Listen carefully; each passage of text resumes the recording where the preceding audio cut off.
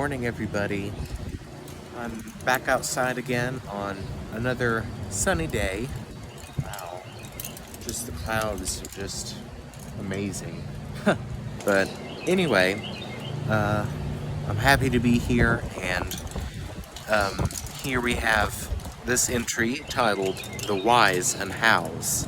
This one looks pretty particularly interesting. So let's see it. You want to understand everything.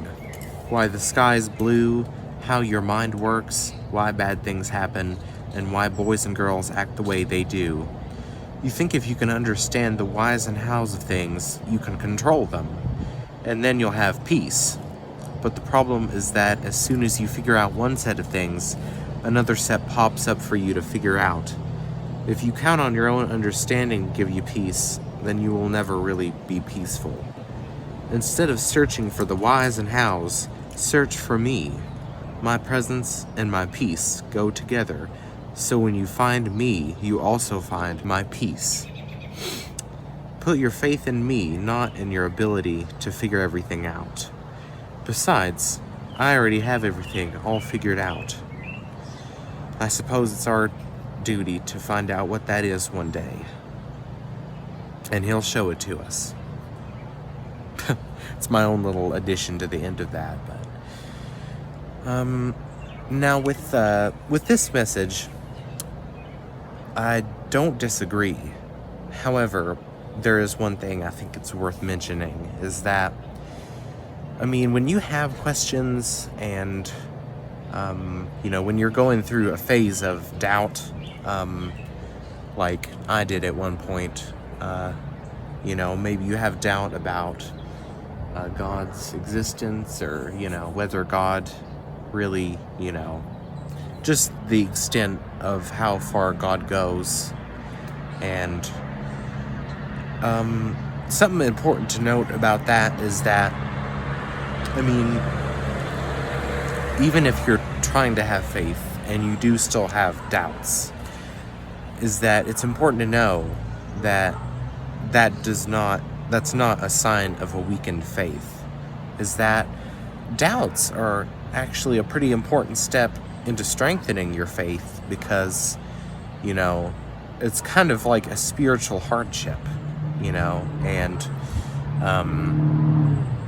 like how many great transformations kind of like archetypally, it goes through a process of stages where it's there's a dilemma, and then you have to go through like a stage where you're just questioning yourself and everything, which is the painful doubting stage. And then usually it is a phase that passes, and then it passes into a stage where you're starting to understand God better after it, and you're starting to accept the mystery of life. That is basically that's kind of the process, you could say. And that can apply to multiple things too, not just God. That's why I use the words such as, archetype, which, in case you didn't know, it's like a fundamental pattern that can be found in all stretches of time. And sometimes an archetype is a process, or maybe like a person or a kind of person, and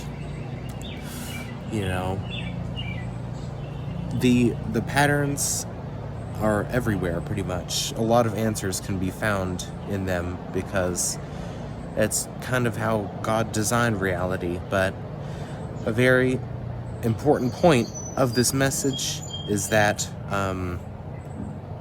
basically what I'm trying to say is that, if anything, an inquisitive mind should not be suppressed or ignored, because that in itself is a God-given gift.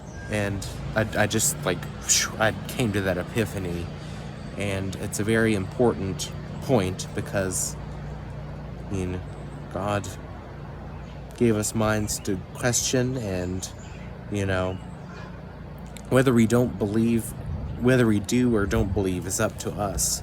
But if we find strength and, you know, learn how to accept that we'll never truly know everything in this world, while we're on it at least, you know, and that's, you know, the only way we'll be able to find peace, like the entry said, you know, because we'll keep, you know, the more we try to figure out, we'll never truly be at peace, because there will always be more.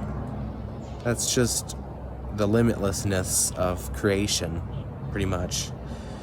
And probably about all of it is just pointing towards the existence of a God, because, you know, because in itself, it's just, life is like a brilliantly written, like a novel or something, you know, or like, I don't know how to describe it. It's just beyond anything, and that's kind of what makes it great. So,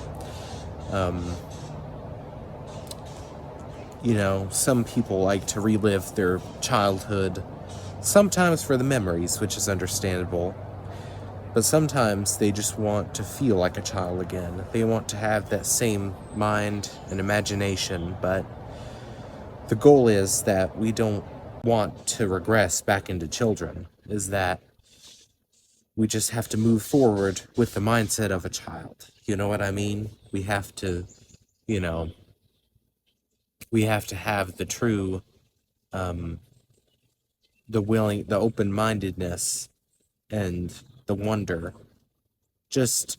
And, you know, I believe that is the right way to go, and that we can still follow God, even if we have doubts and questions sometimes.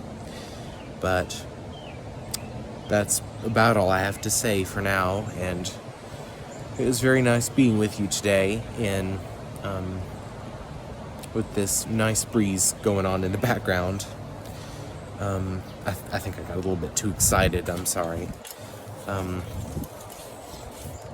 really enjoy discussions like this, and I appreciate you guys who follow me till the end,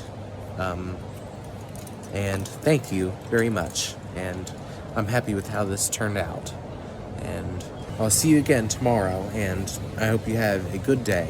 Bye-bye.